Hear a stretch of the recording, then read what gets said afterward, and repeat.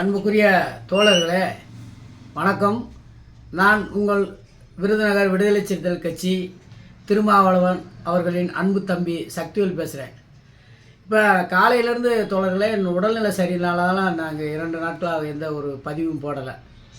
இருந்தாலும் கூட தோழர்களே, விடுதலை சிறுத்தை கட்சி சார்ந்த அனைத்து தோழர்களும் மாவட்ட செயலாளர் கிடைக்கல, கேட்ட பொறுப்பு கிடைக்கலன்னு இன்றைக்கி எல்லாருமே மாற்று கட்சிக்கு போகிறதா விடுதலை சிறுத்தை கட்சி தோழர்கள் எந்த ஒரு கருத்தை பதிவிடுறது கூட இல்லை.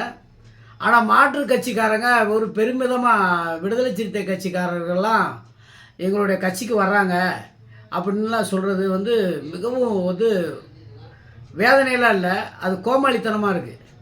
ஏன்னு சொன்னால், எனக்கு தெரிய ஒரு 20 வருஷ காலத்தில் நம்மளாம் தெருவுக்குள்ளே செருப்பு போட முடியாது, இருசக்கர வாகனங்கள் ஓட்ட முடியாது. இன்றைக்கி நம்மலாம் காரில் பயணிக்கிறோம், இருசக்கர வாகனத்தில் பயணிக்கிறோம். ஒரு காலத்தில் ஒரு போலீஸு டே நாயேன்னு சொல்லி சட்டையை பிடிச்ச அடித்த காலமெல்லாம் இருக்குது. வீடு பூந்து ஒரு பொய் வழக்குக்காண்டி ஆள் தேடி நம்மளை ரிமாண்ட் பண்ண காலங்கள்லாம் இருக்குது. இன்றைக்கி நம்மளை வாங்க தலைவரே, வாங்க சார், வாங்க தம்பி அப்படின்னு கிராம மக்களும் சரி, ஊர் பஞ்சாயத்து தலைவர்களும் சரி, ஊர் நாட்டாமைகளும் சரி, ஊர் பெரியவர்களும் சரி, அப்படியெல்லாம் இன்றைக்கி ஒரு அழைக்கக்கூடிய ஒரு தலைவர்களாக நம்மளை எழுச்சி தமிழர் அவர்கள் நம்மளை தலைநிமிரு செய்ய வைத்திருக்கிறார். அப்படியெல்லாம் இருக்கிற சூழ்நிலையில் நம்ம மாவட்ட செயலாளர் தான் வேணும்னு ஏன் கண்டிப்பாக நினைக்கிறது தப்பு. ஏன்னா தினம் கூட முகநூலில் தலைவர் பதிவிட்டிருக்காரு, எல்லாரும் போய் மாவட்ட செயலாளர்கிட்ட போய் நீங்கள் ஆசீர்வாதம் வாங்க, மாவட்ட செயலாளரை போய் சந்திக்கணும், நீங்கள் கண்டிப்பான முறையில் சந்திக்கணும், இல்லைன்னா நீ கட்சியில் உன் மேலே நடவடிக்கை எடுங்கன்னு எந்த ஒரு வார்த்தையும் நம்மளுடைய தலைவர் எழுச்சி தமிழர் அவர்கள் குறிப்பிடலை. மாவட்ட செயலாளராக வந்தவங்க தான் என்னுடைய தம்பிகள், என்னுடைய அன்பு தம்பிகள், என் உயிர் தோழர்கள். அவர்கள் மூத்த பொறுப்பாளர்கள், பல சிறையை கண்டிருப்பார்கள், பல உழைப்பை தியாகம் பண்ணியிருப்பார்கள். அவர்களுடைய நேரடியாக பார்த்து அவருக்கு சால்வை போடணும், அதான் அதோட புரோட்டோக்கால் வரமுறை சொல்லி நம்மளை பெருமைப்படுத்தியிருக்கிறார். அப்படிங்கும்போது மாவட்ட செயலாளர் தான் நம்மளோட தோழர்களை பார்க்க சொல்லியிருக்காரு. அப்படிலாம் இருக்கும்போது மாவட்ட செயலாளர் எவ்வளோ கஷ்டம் அப்படிங்கிறது நான் விருதுநகரில் இருக்கிறேன். விருதுநகர் மையப்பகுதியில் இருக்கான என்னை விருதுநகர் மாவட்டம் சரி, தமிழ்நாட்டில் என்ன விடுதலை சிறுத்தை கட்சி தோழர்கள் அனைவருக்குமே எனக்கு நன்கு தெரியும். ஏன்னா ஒரு சென்றான பகுதியில் நாளை 20 வருஷம் இருக்கிறேன்னு வைங்களேன். 20 வருஷத்தில் எத்தனை வழக்கு என் மேலே 46 வழக்கு இருக்குது. என்ன வழக்கு? சும்மா அடிதடியெல்லாம் இல்லை, ஒரு காவிரி நதிநீர் பிரச்சனை, பொதுவான ஆர்ப்பாட்டம், அப்படியெல்லாம் வழக்குகள்லாம் இருக்குது. அப்படிப்பட்ட சூழ்நிலை எனக்கும் மாவட்ட செயலாளர் வர்றதுக்கு வாய்ப்பு இருந்திருக்கலாம், இல்லாமல் போயிருக்கலாம். ஆனால் அப்படி இருந்தாலும் தலைவர் கொடுக்கலன்னு வருத்தப்படக்கூடாது. தலைவரை போய் நீங்கள் எல்லா இடத்துலையும் போய் சந்திக்கிறீங்க, வேளச்சேரியில் போய் சந்திக்கிறீங்க, அசோக் தேட்டரில் போய் சந்திக்கிறீங்க.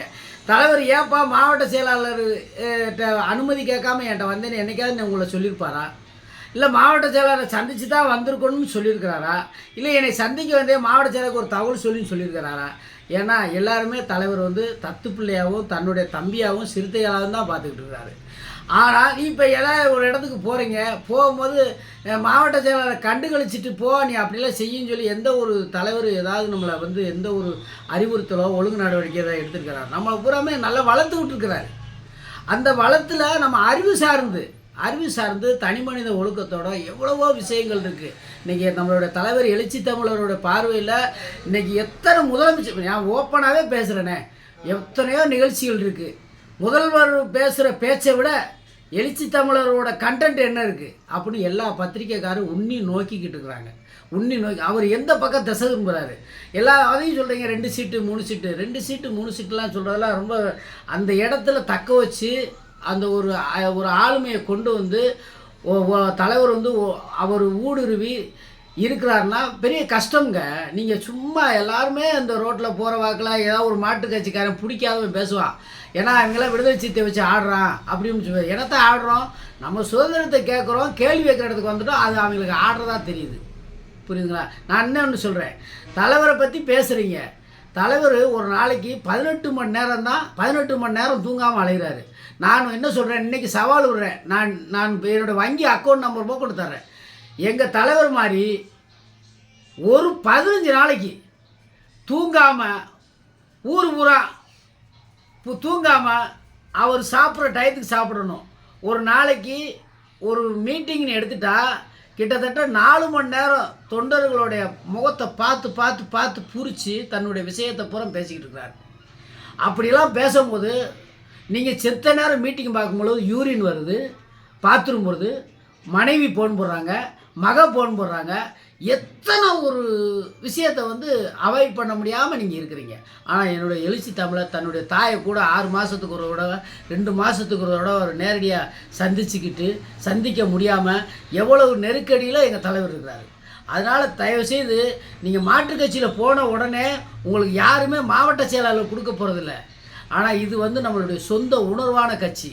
கண்டிப்பாக நினச்சி பார்க்கணும். என்றைக்கு இருந்தாலும் நம்ம ஒரு ஆளுமையாக வருவோம். ஆனால் அதுக்காண்டி நீங்கள் தயவு செய்து நாங்கள் மாற்றுக் கட்சியில் போட்டு பெருமதி சொல்லி போகாதீங்க. ஏன் தோழர்களே, ஃபோன் பதிவு செய்யும் போது ஒரு இடையூறான ஒரு அழைப்பு வந்தது. அப்படி இருக்க சூழ்நிலை தலைவரை எங்களுடைய தலைவர் வந்து ஒரு மீட்டிங் போகும்னா கிட்டத்தட்ட 4 மணி நேரம் 5 மணி நேரம் ட்ராவல் பண்ண வேண்டியிருக்கு. அந்த 5 மணி நேரம் ட்ராவலில் யூரின் தனி பிரச்சனையை எவ்வளவு பிரச்சனையை எதிர்கொண்டு அவர் பயணிச்சுக்கிட்டு இருக்காரு. அவருடைய கஷ்டம் என்ன நல்லா தெரிஞ்சுக்குங்க. ஏன்னா நம்ம ஒரு நாள் கூட அவருடைய உழைப்பில் ஒரு நிமிஷம் நம்மளால் வாழ முடியாது. சரியான நேரத்தில் சாப்பிட முடியாது, தூங்க முடியாது. அப்படியெல்லாம் தன்னை தியாகம் பண்ணி நம்மளால் இந்த இடத்துல வந்து நம்ம இன்றைக்கி நம்ம செல்ஃபோனில் பேசுகிறோம்னா அது கூட என் தலைவர் போட்ட ஒரு பெரிய ஒரு பாக்கியம்தான். அதை பிச்சைன்னு கூட எப்படி சொல்கிறது கூட தலைவர் ஏற்றுக்கிற மாட்டார்.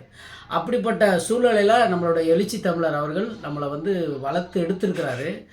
அப்படி வளர்த்து எடுத்ததில் நம்ம என்னைக்காவது ஒரு ஆளுமைக்கு வருவோம். சரி, எத்தனை பேர் இன்றைக்கி தலைவர் நீங்கள் முதலமைச்சர் ஆகணும்னு சொல்கிறீங்க, ஆட்சியில் பங்கு வேணும்னு குசுப்பேற்றி விட்றாங்க. தலைவர் என்றைக்காவது அதை ஆசைப்பட்டிருக்காரா? அவருடைய மனநிலை பூரா நம்ம சமுதாயத்தில் மக்களோ நம்ம தமிழ்நாட்டை வந்து ஒரு வளர்ச்சி பாதையில் கொண்டு போகணும். அதுதான். அதே மாதிரி நான் சொன்னேன், அதாவது என் தலைவர் கூட ஒரு 10 நாள் நீங்கள் சொல்லுங்கள், நான் தலைவர்கிட்ட காலில் விழுந்து கூட உங்களை சேர்த்து விட்றேன். 10 நாள் அவர் தூங்குற நேரம் தூங்கணும், அவர் எந்திரிக்கிற நேரம் எந்திரிக்கணும், அவர் சாப்பிட்ற நேரம் சாப்பிடணும், அவர் எவ்வளோ நேரம் நிற்கிறாரோ அதெல்லாம் நின்று உங்களால் முடியுமா? முடியவே முடியாது. அது எல்லா மனிதனுக்கும் இறைவனால் படைக்கப்பட்ட எல்லா ஒரு மனிதனுக்கும் அந்த பிராப்தம் அந்த உடல் வாகு அமையவே அமையாது. நீங்கள் ஒரு நாளைக்கு சென்னைக்கு போயிட்டு வரோன்னா ஒரு கல்யாண வீட்டுக்கு பத்திரிக்கை வைக்கிட்டு வரீங்க. பத்திரிக்கை வைக்கும்போது எத்தனையோ ஐயோ அப்பா உடம்பு வலிக்குது, கால் வலிக்குதுன்னு 1000 ஒரு காரணத்தை சொல்லிகிட்டே வர்றீங்க. அதே மாதிரி தான் தலைவர் ஒவ்வொரு நாளும் ஒரு நாளைக்கு லட்சக்கணக்கான பேரை சந்திக்கிறாரு. ஒவ்வொரு அறிவான லெஜெண்டுகளை சந்திக்கிறாரு. யார்கிட்டையும் முகம் சுளிக்காமல் அவங்களுக்கு தக்கன அந்த விஷயத்தை இன்வால்மெண்ட் எடுத்து எவ்வளோ விஷயத்தை அதை ஒரு கம்பேர் பண்ணி அதை வந்து ஃபில்ட்ரேஷன், அதை டென்ஷன் பண்ணக்கூடாது. ஒரு ஆள் நீங்கள் எல்லாம் பார்த்தீங்கன்னா ஒரு வீட்டில் ஒரு தேவையில்லாமல் ஒருத்தங்க பேச உடனே டென்ஷன் ஆகி சண்டை விட்டா எவ்வளோ விஷயத்தை கொண்டு வரீங்க. ஆனால் அத்தனை பேருமே குறைகளோடு வருவாங்க. எங்கள் தலைவர்கிட்ட நிறைகளோடு யாரும் போக மாட்டாங்க. அந்த பிரச்சனை இந்த பிரச்சனை அப்படி இப்படின்னு ஏதோ சொல்லுவாங்க. அத்தனையும் எங்களுடைய தலைவர் அந்த மனசை வந்து கல்லாக வந்து உள்ளே வாங்கி அவங்களையும் சரி பண்ணி எல்லாம் இருக்கிறதுனால தான் இன்றைக்கி 30 கோடி மக்கள் இன்றைக்கி இந்தியாவில் உள்ள எல்லா மோடி வரைக்கும் பயந்து இந்த தலைவரை பார்த்து அரசியல் பண்ணிக்கிட்டு இருக்கிறோம். நானும் பண்ணிக்கிட்டு இருக்கோம். எல்லோரும் தலைவரை ஜெராக்ஸாக தான் அரசியல் பண்ணாங்க. இன்றைக்கி டிவியில் எடுத்துகிட்டு எந்த டிவியிலாவது எழுச்சி தமிழரோட பேட்டி இல்லாத ஒரு டிவி இருக்கா? காரணம் அதோட தலைவரோட ஒரு கண்டென்ட்டு தான் முக்கியம். அப்படி இருக்கும்போது சூழ்நிலை தலைவர்களே, எனக்கு மாவட்ட செயலாளர் கிடைக்கல, நான் வந்து மாற்றுக் கட்சியில் போகிறேங்கிறது அது வந்து தற்காலிகமாக நீங்கள் எடுக்கிற முடிவு. அது என்றைக்குமே ஒரு ஆபத்தில் தான் முடியும். இது வந்து என்றைக்கு இருந்தாலும் நம்ம வீட்டு சோறு, என்றைக்கு இருந்தாலும் என்றைக்கிருந்து நமக்கு கிடைக்கலைனாலும் பரவாயில்ல, நம்ம உரிமையாக எந்த வேலையை எடுத்து செய்யலாம். இப்போ நீங்கள் விருதுநகரில் இருக்கிறீங்க, விருதுநகரில் போய் சென்னையில் போய் நான் விடுதலை சிறுத்தைன்னு சொல்கிறீங்க, அங்கே விடுதலை சிறுத்தை நிர்வாகி உங்களுக்கு உதவி செய்கிறான். ஆனால் மாற்றுக் கட்சியில் நீ ஒரு கிளைச்சாளர் அந்த ஒன்றியத்தை தாண்டி இன்னொரு ஒன்றியத்தில் போய் வந்து ஒரு வேலையை செய்ய முடியாது. அவங்க ஒத்துக்கிற மாட்டாங்க. அவங்க அதை கேட்டால் மண்டலம் அந்த நெறிமுறைகள்லாம் இருக்கும். நீங்கள் அந்த நெறிமுறைகளை தாண்டவங்களே உங்களுக்கு நீங்கள் போன பிரச்சனை சால்வே ஆகாது. ஆனால் நம்ம அப்படி கிடையாது. நாங்கள் யார் விடுதலை சிறுத்தை, நீ யார், என்ன ஒன்றிய மாவட்டமாக நகரமாக மாநிலமாக யாரும் எந்த தோழர்களும் டெல்லி வரைக்கும் கூட கேட்க மாட்டாங்க, சென்னை வரைக்கும் கேட்க மாட்டாங்க, காஷ்மீர் டு கன்னியாகுமரி வரைக்கும் கேட்க மாட்டாங்க. நம்ம தோழர்கள் வந்து அந்தளவுக்கு நம்மளை வந்து ஒத்துழைப்பாங்க. அந்தளவுக்கு ஒத்துழைக்கு ஆன்மா பவரும் நமக்கு ஆளுமையும் கொண்டு வந்து யார்? நம்மளுடைய எழுச்சி தமிழர். அப்படிப்பட்ட சூழ்நிலையில் நம்ம வந்து உடனே நான் கட்சி விட்டு போவேன், அதை விட்டு போவேன்னா உடனே அங்கே இதை விட்டு போனோன்னா உங்களுக்கு அங்கே மாவட்ட செயலாளர் கொடுத்துருவாங்களா? அங்கே போகும்போது தெரியும் உங்களுக்கு சாதியால் இங்கே சாதியால் எவ்வளோ நெருக்கடி கொடுக்குறாங்க. அந்த நெருக்கடியில் நீங்கள் எவ்வளோ கடைசி பார்த்து 0 ஆயிடுவீங்க. கண்டிப்பான தோழர்கள் வரும் 2026 எழுச்சி தமிழர் ஆண்டாக தான் மாறும். அது யாராலையும் மறுக்க முடியாது. தலைவர்கிட்ட நீங்கள் எல்லா விஷயத்தையும் எதிர்பார்த்து நீங்கள் செய்யாதீங்க. தலைவர் நமக்காண்டி இரவு பகலாக உழைச்சி நம்மளை கொண்டு வந்துருக்காரு. எனக்கு கூட மாவட்ட செயலாளர் வாங்கினதுக்கு நான் எவ்வளோ போராடினேன். எனக்கு அது தேவையில்லை. என் தலைவர் கொடுக்கும்போது கொடுக்கட்டும். ஏன் மாவட்ட செயலர் வந்தால் தான் நான் அதை செய்யணுமா? நான் இப்போ நம்ம நின்ன இடத்துல ஒரு கலெக்டர்கிட்ட பேசுகிறோம், ஒரு எஸ்பிகிட்ட பேசுகிறோம், 132 அரசு அலுவலர்கள்ட்ட உடனே பேசுகிறோம். அதை பேசுகிற அதிகாரத்தை கொடுத்தது யார்? அது நம்ம தான் வளர்த்துக்கணும், அறிவு சார்ந்து வளர்த்துக்கணும். கட்சியில் இருக்கிறோமா நம்ம நல்லா அறிவு சார்ந்து நிறைய புக்கு படிக்கணும், நிறைய சட்டத்தை தெரிஞ்சுக்கணும், தலைவருடைய பேசுகிற கருத்தை உள்வாங்கிட்டு அரசு துறையிட்ட நம்ம மக்களுக்கு வேண்டியதை சலுகைகளை பூரா செய்யணும். இதுதான் நம்மளுடைய கட்சிப்படி. ஆனால் அந்த அதிகாரம் கிடைச்சா தான் நம்ம பணி செய்யணும்னு தலைவரும் சொல்லலை, நம்மளும் அதை நினைக்கக்கூடாது. அன்புக்குரிய தோழர்களே, உண்மையான விடுதலை சிறுத்தை கட்சிக்காரர்கள் இருந்தால் இதை முழுமையாக பாருங்கள். தலைவரை நேசிக்கக்கூடியவங்க உண்மையாக பாருங்கள். நான் மனப்பூர்வமாக என் வாழ்நாள் முழுவதும் என் தலைவருக்காண்டி என்னுடைய வாழ்க்கையும் என் கட்சியும் அர்ப்பணிச்சிருக்கிறேன். நான் இந்த கட்சிக்கு வந்த பிறகு 20 வருஷம் ஆச்சு. நான் விருதுநகரில் 20 லட்ச ரூபா மதிப்பீட்டில் ஒரு அம்பேத்கர் படிப்பவனு எழுச்சி தமிழ் ஆணைப்படி நான் கட்டியிருக்கிறேன். அதை நான் பெரிய சிறப்பாக கொண்டு வருவேன். அதே மாதிரி போட்டி போட்டு ஒவ்வொருத்தரும் ஒரு ஊரில் ஒரு கொடி ஏற்றுங்க, ஒரு பெரிய படிப்பகம் கட்டுங்க, என்னென்னமோ விஷயங்களாக இருக்குது அறிவு சார்ந்து. நம்ம பிள்ளைய போய் ஒரு நல்ல ஒரு பிள்ளைய படிக்காத பிள்ளைகளை எதுக்காண்டி படிக்க போகல, என்ன வறுமையினால படிக்க போகல, அது சொல்லுங்கள், என்னை மாதிரிட்ட கூட சொல்லுங்கள், நாங்களும் உதவி செய்ய ரெடியாக இருக்கிறோம். அந்த மாதிரி செய்கிறதா நம்ம தலைவருக்கு செய்ய வேண்டிய ஒரு நன்றி கடன். அவர் இரவும் பகலுமா நமக்காண்டி உழைச்சி போகிறதுக்கு அவருடைய இலக்கு அதுதான். நம்மளை 4 பேருக்கு நல்லது செய்யணும், நம்ம கட்சிக்காரன் நம்மளை தேடி வரணும், கட்சிக்காரங்க நல்லது செஞ்சாலும் அவர் காலில் விழுகணும். மாவட்ட செயலாளர் ஆகித்தான் செய்யணுங்கிற அது அந்த நினைப்பே உங்களை நீங்களே இயலாமைக்கு தள்ளப்படுறதா நான் நினைக்கிறேன். தோழர்களே, நன்றி, வணக்கம்.